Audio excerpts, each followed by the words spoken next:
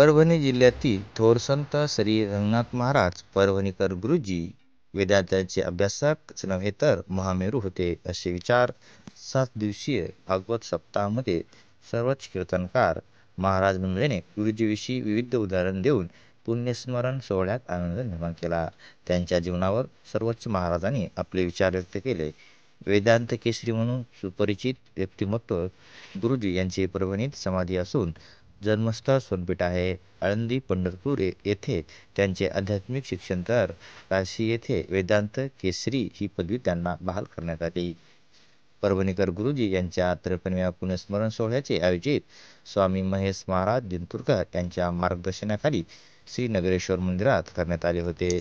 7 दिवसीय कार्यक्रमात दररोज ज्ञानेश्वरी पारायण, परमपूज्य भागवताचार्य हरिभक्त पारायण, अमृत महाराज जोशी यांची कथा तर दररोज रात्री कीर्तन महोत्सव आयोजित करण्यात आला.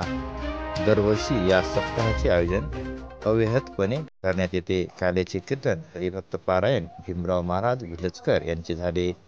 काल्याचे महत्त्व विशद करून महाराजांनी समारोप केला.